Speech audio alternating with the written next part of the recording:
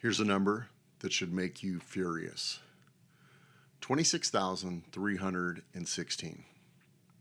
That's how much the average California renter is paying every single year.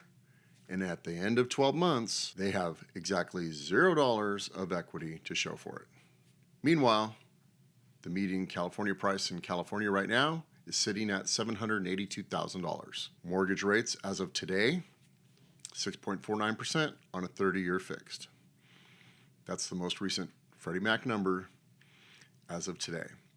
And only 18% of California households can actually afford to buy at that median price. So I get it. The math looks brutal. The headlines feel hopeless. And if you've already talked to a lender and felt that gut punch of sticker shock, I get it. It's making things feel super, super tough for first-time home buyers. But here's what I know after years of being a homeowner myself, and the buyers that are winning right now are not the ones waiting for rates to drop. They're the ones who stopped asking, can I afford this? And started asking, how do I make this work? So over the next 12 minutes, I'm going to go in and walk you through exact 3-part strategy to help you, first-time buyers, buy right now in this market at these higher rates. So let's get into it. All right, before we talk solutions, let's agree on how bad this actually is, because it's worse than most people realize. The 30-year fixed mortgage rate as of this week, June 25th, 2026, is 6.49. According to Freddie Mac's primary mortgage market survey, that's more than double where rates were in 2021, when you could lock in at 3.15%. And let me show you the math on what the difference actually looks like on a real California purchase. So let's say we're buying a home at $550,000, which is realistic for an inland starter. Homes in places like Murrieta, Menifee, or Wildomar right now.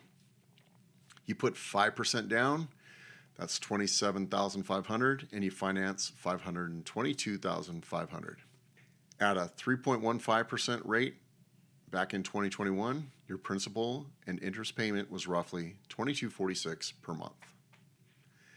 At today's 6.49%, that same loan runs you approximately $3,308 per month. That's a $1,062 more every single month. And over 30 years, that's an extra $382,000 in interest. Crazy, right? And that's just on the rate difference alone. No wonder people feel locked out. And that's not a small adjustment. That's a completely different financial reality. And in California, it's sharper. The California Association of Realtors has reported home sales running below 300,000 units for the past 40 consecutive months. The California Legislative and Analyst's Office confirmed that the monthly cost to buy a 2-bedroom home now exceeds the cost to rent the same home by more than 50%. So the problem is real, the pain is real, but here's the mental shift that I want you to make. Once you truly understand the scale of the problem, you stop emotionally reacting to it and start to strategically solve it. And that's exactly what the next 3 sections that I'm about to present to you are about. Strategy number 1. The biggest mental block first-time buyers face in California is they're shopping for their forever home with a first-time home budget. Now that's like walking into a Toyota dealership with a Honda Civic budget and you being shocked when you can't afford a Land Cruiser. Look, your first home is not your last home. It is your wealth-building launch pad. California has historically appreciated at 3 to 5% annually over long market cycles. So let's play it conservatively. So now that equity becomes your down payment on your actual next home. It could be your dream home. But by then, your income is higher, your credit history is longer, and the rate environment, it may look completely different. So what does redefining the starter home look like practically in California right now? Look, townhomes and condos in cities like Menifee, Wildomar, Riverside, and Hemet are available in the $380,000 to $520,000 range. That's 30 to 40% less than the $782 median home price right now. And the average California home spends 42 days on the market before going pending. You compare that to 17 days at a peak in 2022. So that gives you, as a buyer, negotiating power that buyers haven't had in years.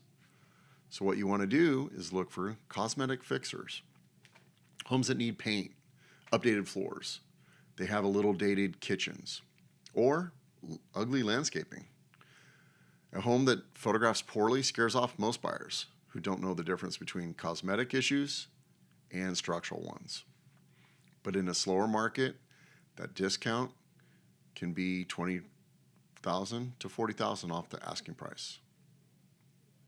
So your action item is to grab a piece of paper right now. Write down your absolute non-negotiables. 3 things your next home must have. Then write your wish list. Check how much your non-negotiables alone change your price range. Most buyers will find that they can hit their non-negotiables at a price point of $80,000 to $100,000 less than you originally thought. Strategy number 2. Look, you and I cannot control the Fed, and you can't control what home prices do in the next month. But you have near total control over how lenders see you. And in a high rate environment, how lenders see you is everything here. And here are 3 financial levers that matter most right now. Lever number 1 is your credit score. The difference between a 680 credit score and a 760 credit score on a $500,000 mortgage can be 0.5% to 0.75% in rate. That sounds small until you run the math, but that's roughly $165 to $250 per month in payment difference. And over 30 years, that's $60,000 to $90,000. You either keep or you're giving it away. So there's 3 moves to improve your score fast. Pay every single bill on time. Payment history is 35% of your FICO score.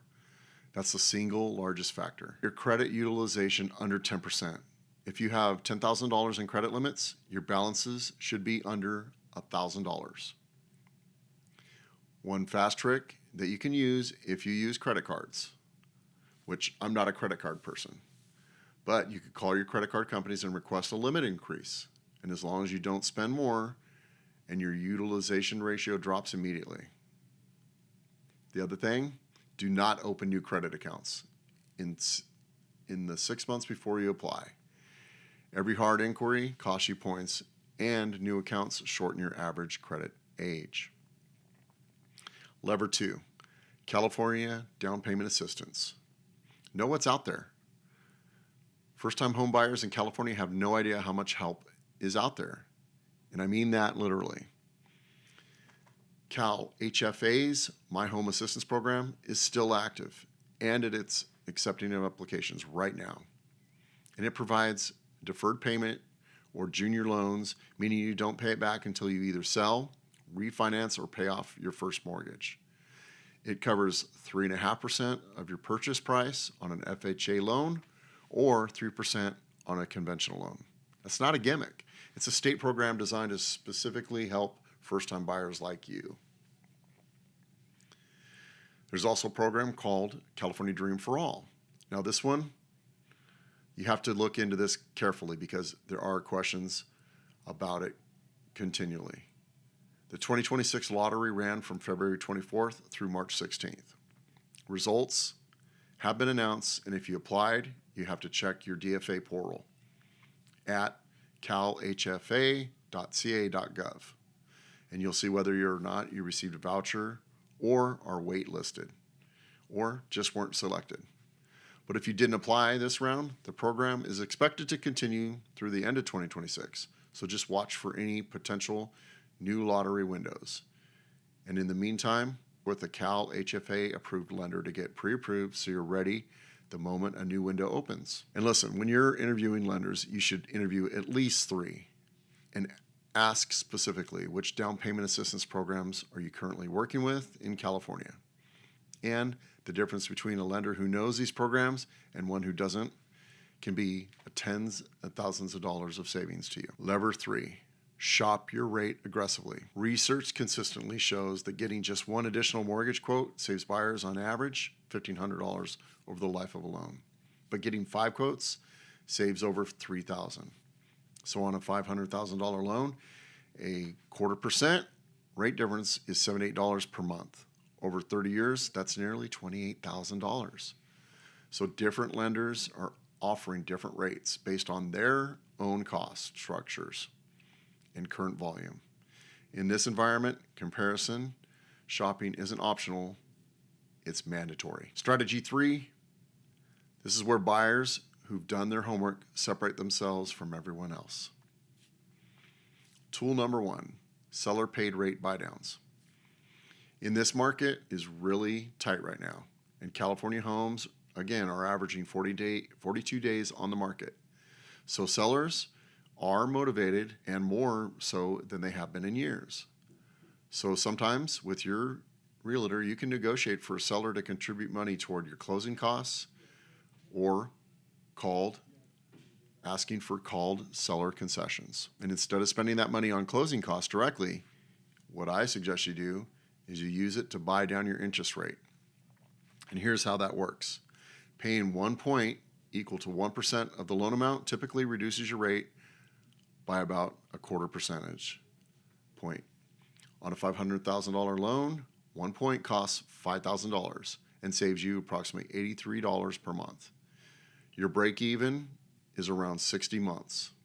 And if you stay beyond 5 years, you come out ahead. The 2-to-1 buy down is even more powerful as a short-term strategy. This is where the seller funds an account that temporarily reduces your rate by 2% in year 1 and 1% in year 2, bringing you to your full contracted rate in year 3. On a 6.5% loan, you're effectively paying 4.5% in year 1 and 5.5% in year 2.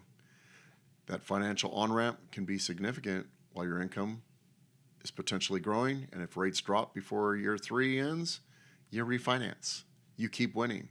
And in a slower market, sellers are often willing to offer these concessions because closing the deal matters more than holding on firm on their net price. But you have to know to ask, and you have to have an agent you're working with who's willing to negotiate this for you. Tool number 2, FHA loans as a first-time buyer power move. FHA loans are backed by the Federal Housing Administration, and they offer flexibility that conventional loans don't. Down payments as low as 3.5% with a credit score of 620 or higher. It's more lenient debt-to-income ratio requirements.